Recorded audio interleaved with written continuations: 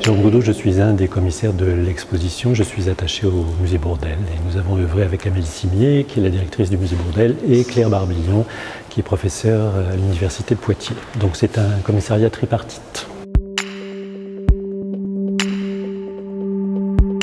Alors c'est une exposition à la fois antique et moderne, puisque Bourdelle revient à l'antique, mais il revient au plus antique de l'antique.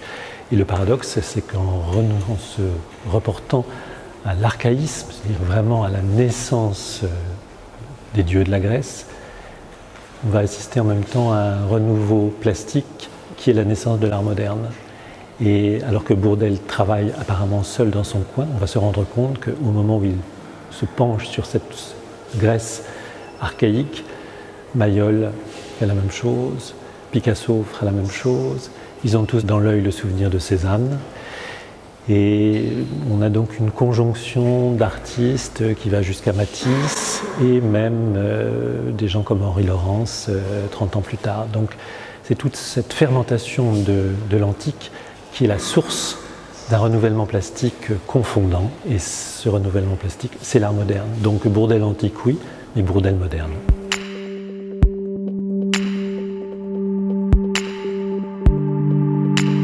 Il va passer d'une antiquité à une autre. C'est-à-dire que, contrairement à ce qu'on va appeler l'académisme, ou ce qu'on appelait l'académisme, c'est-à-dire une certaine vision de l'antique avec ses statues gréco-romaines, ce caractère marmoréen, ces formes très blanches, cette architecture des corps idéalisée, Bourdelle va rompre avec tout ça. Il va retrouver apparemment la staticité des œuvres archaïques, comme si c'était des blocs, et en même temps, cette staticité, il va l'ouvrir. Et donc on va assister vraiment à la naissance d'un antique dynamique, d'un antique pulsionnel. Et c'est peut-être ça aussi. En retrouvant le plus antique, qu'est-ce qu'on retrouve ? On retrouve la pulsion des mythes. Et qu'est-ce que sont les mythes ? Ce que Bourdelle appelait la trilogie implacable des dieux, c'est la lutte pour le territoire, la lutte pour les fruits du territoire et la sexualité. Et au fond, cette trinité implacable, c'est aussi la nôtre. Donc en retrouvant la pulsion du mythe, on retrouve aussi l'énergie première des formes, et cette énergie dynamique des formes, elle va être, au fond, l'expression de l'art moderne. Alors Bourdelle parcourt les musées, parcourt le musée du Louvre. Il faut se souvenir qu'à la fin du 19e, il y a une véritable révolution, parce qu'il y a des fouilles qui continuent d'opérer, et on va passer justement de cette antiquité dite classique. On retrouve des terres cuites antiques, on retrouve une antiquité plus fragmentaire. C'est cette antiquité-là que Bourdelle a dans l'œil. Et il ne fait pas le voyage en Grèce, mais il a une élève grecque qui s'appelle Cléopâtre Sévastos, qui va devenir sa muse, son amante, sa seconde femme. Et c'est en prenant Cléopâtre dans ses bras qu'il va prendre la Grèce à bras-le-corps.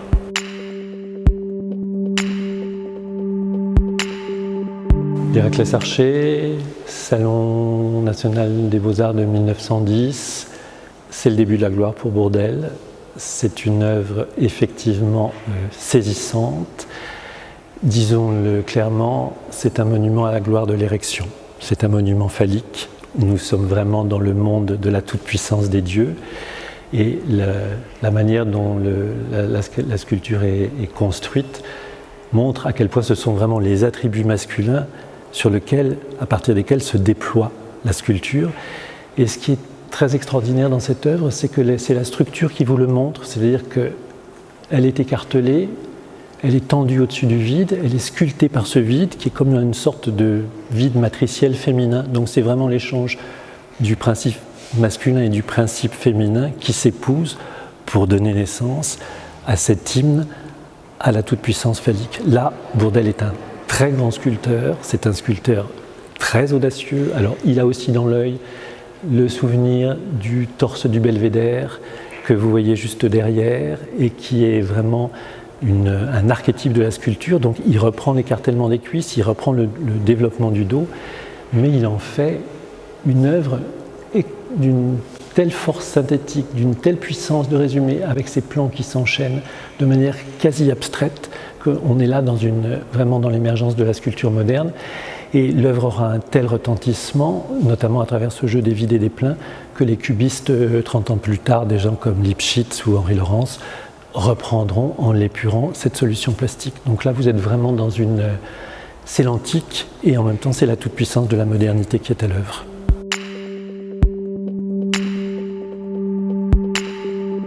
On part d'un modèle vivant. On part d'un modèle vivant avec cette pose complètement improbable, cette pose intenable.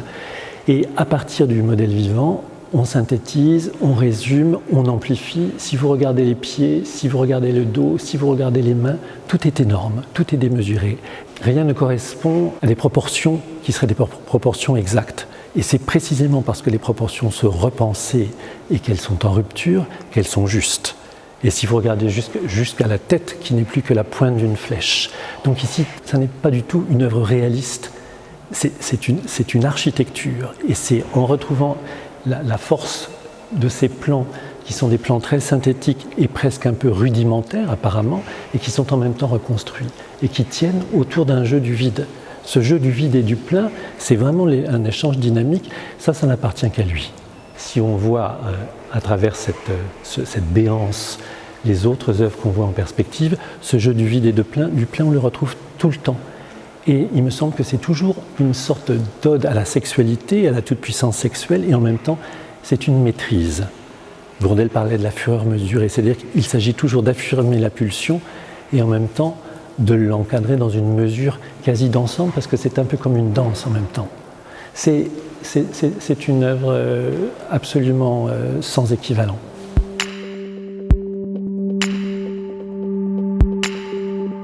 Vous avez une version d'Héraclès Archer dite deuxième composition, qui a encore des ferments réalistes.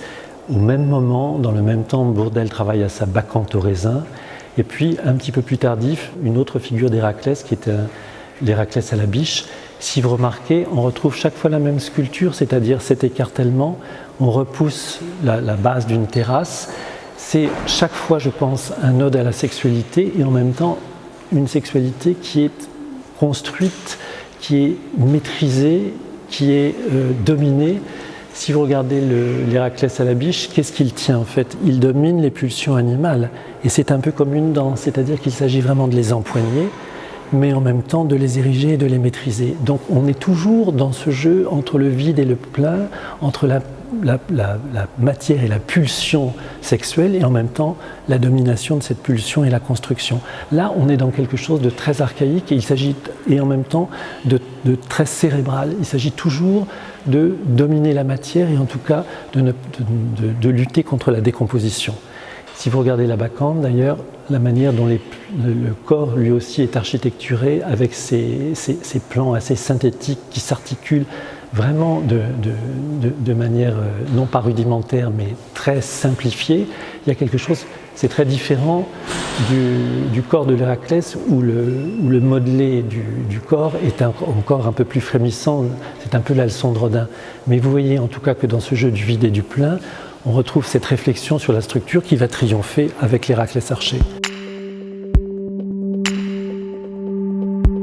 Ça, c'est le laboratoire aussi formel de Bourdelle, c'est-à-dire qu'il photographie ses œuvres, il les met dans des positions plus ou moins instables, il les détourne à la gouache. C'est toujours la recherche de cette forme synthétique et dynamique à laquelle il s'agit d'aboutir. Donc cette sculpture est une sculpture pulsionnelle certainement, mais en même temps extraordinairement pensée et reconstruite. Bourdelle est lui-même photographe et il utilise la photographie vraiment comme un médium qui va lui permettre de pousser jusqu'au bout sa recherche plastique.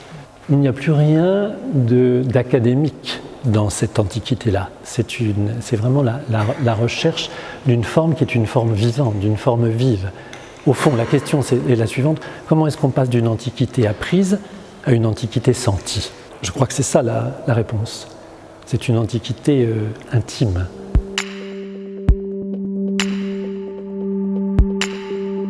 Évidemment, là, vous avez un des chefs-d'œuvre de Bourdelle, l'Apollon, qu'il va d'ailleurs intituler l'Apollon au combat, et qui est peut-être l'emblème de son travail. En tout cas, Bourdelle, c'est une œuvre qui s'est étendue, la création s'est étendue sur plus de 10 ans, et on part d'un masque toujours élaboré d'après le modèle vivant, puisque Bourdelle travaille d'après le modèle vivant, et qu'on va ensuite transformer, reconstruire, pour arriver à ce visage sublime sur une base qui est une base quasi cubiste, Et vous remarquerez que les deux côtés du visage ne disent pas la même chose.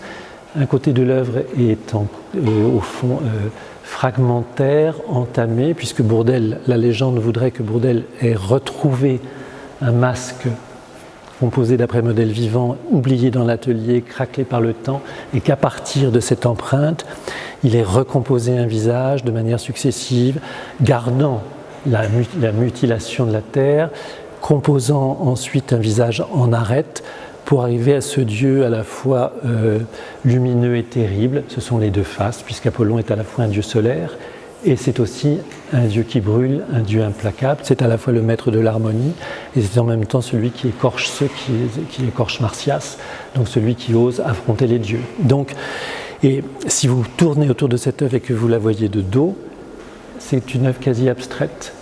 On n'est pas du tout étonné que les futuristes aient adressé leur premier manifeste à Bourdelle, parce que effectivement, c'est une œuvre qui est presque comme une sorte de l'assise de cette base cubiste lui donne une forme dynamique, presque une forme d'obus. Donc on est là encore dans une reconstruction à 100 lieues de toute forme de réalisme. La réflexion sur le socle pour Bourdelle est fondamentale, c'est-à-dire que la sculpture et son socle font partie prenante de la même œuvre. Et cette réflexion sur le socle, c'est une réflexion qu'il va construire en fait pour la plupart de ses sculptures. Là, cette base cubiste est d'une audace extraordinaire parce qu'elle n'est pas le prolongement de l'œuvre, elle est la force même de l'œuvre. Mais c'est quelque chose qu'on retrouve dans l'Héraclès archer, c'est quelque chose qu'on va retrouver dans la Pénélope, c'est quelque chose qu'on retrouve dans toutes les grandes œuvres de Bourdelle. Et ça, là aussi, on est bien dans une forme éminemment moderne.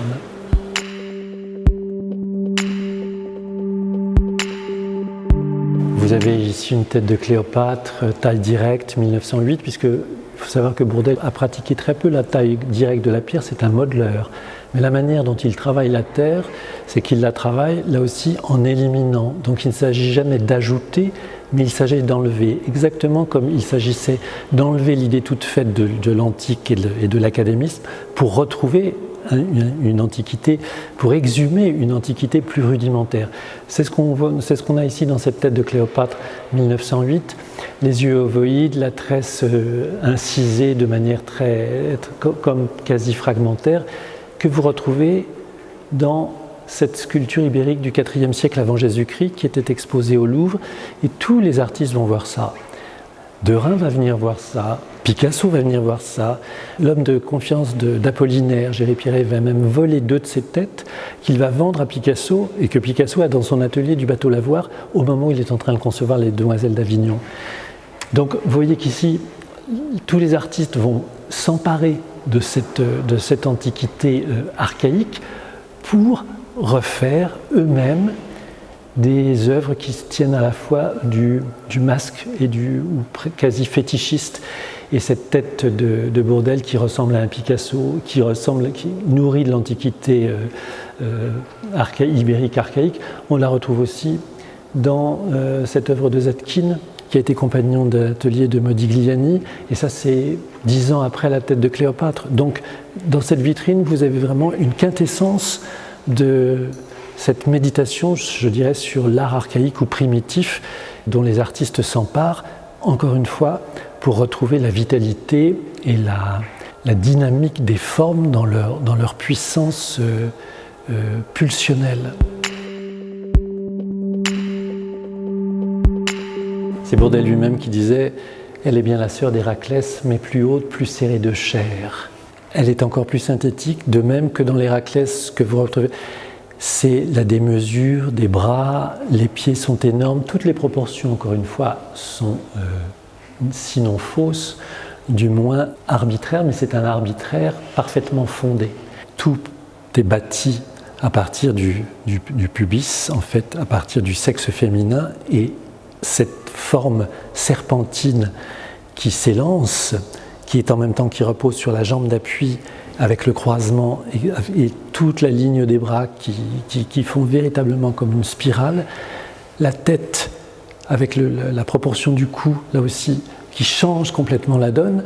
Donc on est vraiment dans une sculpture qui se souvient d'un certain nombre de maîtres, d'un certain nombre d'emprunts plastiques, à commencer par Cézanne. Et si vous regardez les baigneuses de Cézanne juste à côté, sachant que ces baigneuses de Cézanne ont appartenu à Matisse et que Matisse est venu lui-même prendre des cours de sculpture avec Bourdelle ici même, vous voyez à quel point ce jeu des emprunts et des réflexions est puissant.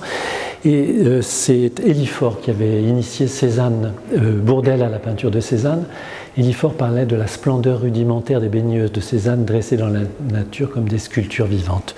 Cette offrande des pommes, c'est aussi toute l'érotique des pommes cézanniennes, puisque je vous rappelle qu'avec le célèbre mot qui était attribué à Cézanne, avec une pomme je veux étonner Paris, mais Paris c'est aussi Paris. Le jugement de Paris, c'est celui qui a reçu les pommes d'or, c'est-à-dire l'amour de Vénus, en choisissant Vénus, c'est celui qui a réussi à conquérir la gloire et la beauté féminine par la toute-puissance de son art. Donc, dans le cas de Bourdelle, la sculpture est là comme pour obtenir à la fois une reconnaissance virile, une reconnaissance sociale, le succès et, je dirais, l'amour de Cléopâtre, puisque cette sculpture est dédiée à Cléopâtre, sa seconde femme, et à sa fille.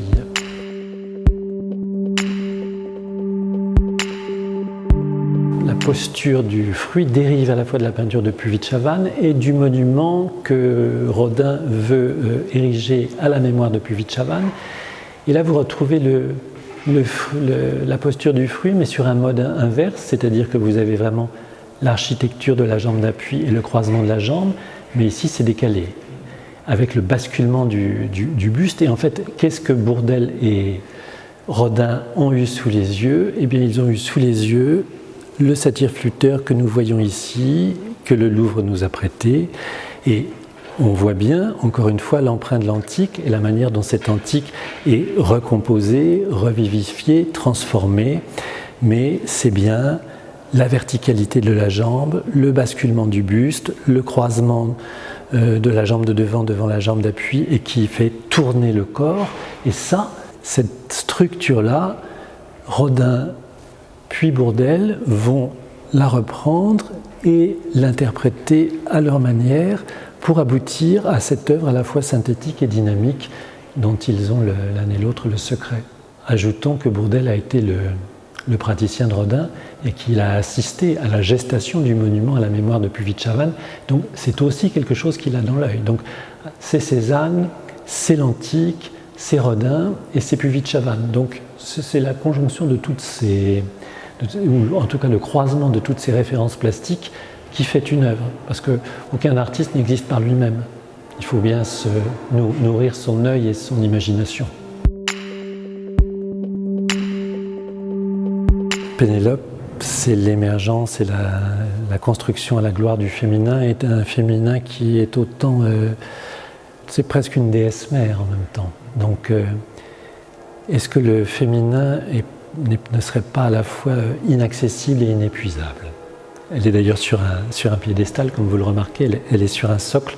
C'est la grande nouveauté de l'exposition, puisque nous avons retrouvé dans les réserves le moule originel du socle et que nous avons fait donc refabriquer un socle. Et vous la voyez là, absolument comme elle a été présentée au Salon de la Société nationale des beaux-arts en 1912. Vous avez cette œuvre à la fois monumentale et légère, démesurée et pourtant sensuelle.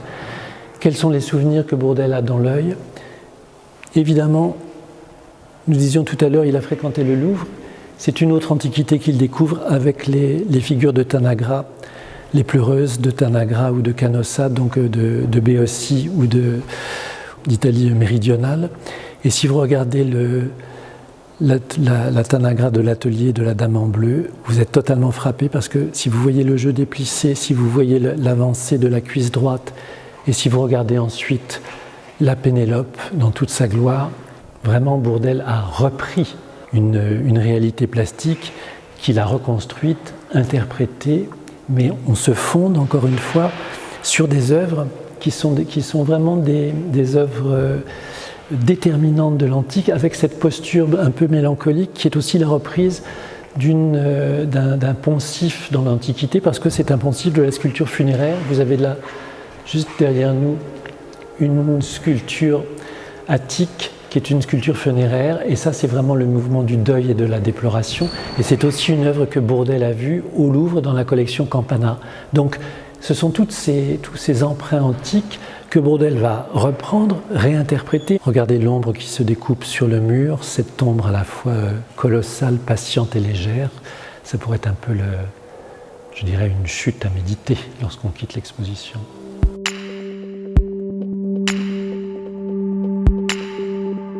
C'est à la fois le corps de son élève Cléopâtre et le visage de sa femme Stéphanie, puisque au moment où Bourdelle conçoit cette Pénélope, c'est cette figure de la tante amoureuse, il est encore marié à Stéphanie Van Parijs, sa première femme, il est déjà épris de son élève, praticienne et muse Cléopâtre Sévastos. C'est Picasso qui disait « l'art et la sexualité, c'est la même chose ». Bourdelle a pris à bras le corps ces deux femmes et ses deux épouses pour donner naissance à ce monument à la fois au féminin et à la tante amoureuse. Vous avez une photo de Stéphanie Van Parijs prise dans l'atelier, dans la blouse de travail, et vous remarquez le geste, qui est un geste vraiment qui reprend un peu la posture de la Pénélope. Vous avez au-dessus Cléopâtre Sévastos, l'élève, dans la même blouse, dans le même plissé. Donc ce sont les deux femmes qu'il a, si j'ose dire, sous la main, dans tous les sens du terme, qu'il a entre les bras et à partir duquel il va concevoir cette Pénélope qui est la synthèse de tous les désirs. Il y a aussi quelque chose qui est extrêmement frappant, c'est ce tout petit croquis que nous avons retrouvé et qui est en fait une première pensée pour le socle. Donc vous voyez qu'au moment où il construit, où il pense à sa sculpture, il pense en même temps le socle. C'est ce qui permet d'inscrire la sculpture dans l'espace. C'est ce qui permet à la fois de la poser, de la constituer, de révéler son ossature par son assise. Donc on a vraiment un double jeu. Et dans cette photographie ancienne de la Pénélope telle qu'il la voulait, de la photographie ancienne à la réalisation d'aujourd'hui, nous retrouvons l'œuvre de Bourdelle telle qu'il la souhaitait.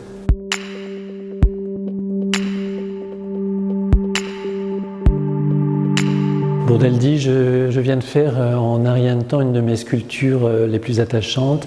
C'est ma femme en blouse bleue, c'est simple, sans détail, pensé par les grandes masses, et j'ai 35 ans d'études derrière moi pour faire ça. » C'est la sculpture que nous avons sous les yeux. Effectivement, c'est une œuvre à la fois toute petite et en même temps monumentale. Et réduisez les proportions, résumez-les, réduisez-les, et vous avez un Giacometti ayant été l'élève de Bourdelle. Donc on voit très bien, encore une fois, comment les recherches de Bourdelle vont donner naissance à une sculpture éminemment moderne. Et non seulement on est dans cette recherche synthétique, mais en même temps, il y a tout un bagage plastique que Bourdelle a dans l'œil, et ce qu'il a dans l'œil aussi, c'est évidemment l'héritage d'Ingres. Et nous avons ici un magnifique dessin d'Ingres qui nous a été prêté par le musée de Montauban, et qui est une étude, qui est un dessin pour l'étude du célèbre tableau d'Ingres, Antiochus et Stratonis, auquel Ingres mettait la dernière main lorsqu'il était le directeur de l'Académie de France à Rome.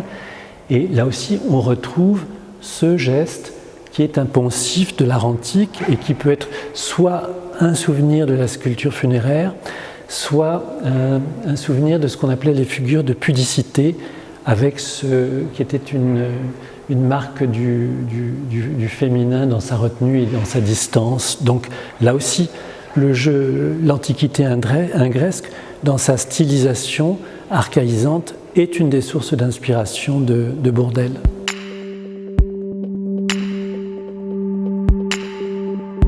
Le Théâtre des Champs-Élysées, c'est peut-être l'accomplissement suprême de Bourdelle, puisqu'il va être à la fois architecte, c'est lui qui dessine la façade du théâtre, sculpteur, puisque les bas-reliefs, la fameuse frise et les bas-reliefs du Théâtre des Champs-Élysées, c'est lui, et peintre, puisqu'à l'intérieur du Théâtre des Champs-Élysées, il y a tout un ensemble de fresques. Donc c'est vraiment le rêve de l'œuvre totale, c'est l'œuvre accomplie. C'est la fureur mesurée, on avait demandé à Bourdelle quelle est l'essence de la sculpture, qu'est-ce qui fait un sculpteur, et Bourdelle avait répondu, c'est celui qui est capable de suivre le cortège de Dionysos, c'est sa fureur mesurée. La fureur mesurée ici, vous en avez un admirable exemple dans ce bas-relief où Bourdelle a réuni deux figures de danseurs qui étaient selon lui la quintessence de la danse, Isadora Duncan, d'une part en bacchante, et de l'autre Nijinsky en faune et en faune bondissant. Et vous remarquerez encore une fois que les formes sont synthétisées, résumées, que les plans sont résumés à leur enchaînement le plus dynamique. Il y a une simplicité absolue. Les formes se détachent à peine du fond et en même temps elles bougent. Et le jeu le plissé des draperies qui accompagne le mouvement du corps, et c'est encore une fois dans ce cadre contraint, donc c'est la contrainte où le corps va donner toute la mesure de son élan et de sa force. Et dans cet art consommé, parce qu'en même temps, il ne s'agit pas que la sculpture soit quelque chose de rajouté au mur. Il faut que la sculpture, disait Bourdelle, vienne animer le mur, mais qu'elle fasse profondément partie de la structure du mur. Et Rodin, qui était le maître, et en même temps une véritable rivalité entre les deux hommes, dira « Allez voir les bas-reliefs du théâtre des Champs-Élysées, c'est admirable. Il y a un faune qui danse avec une telle vitalité qu'on attend le moment où il fera sauter le cadre. » Et bien là, je pense que cette mesure, c'est à la fois ce qui contraint, mais c'est en même temps ce avec quoi on danse. Et c'est au fond, pour Bourdelle, la sculpture, il s'agit d'être capable de danser sa vie, avec depuis l'animalité la plus pulsionnelle jusqu'à la cérébralité la plus accomplie.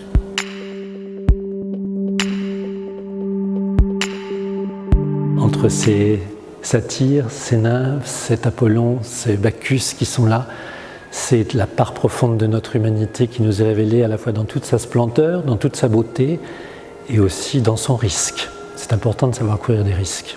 Donc il faut courir le risque de venir au musée Bourdelle.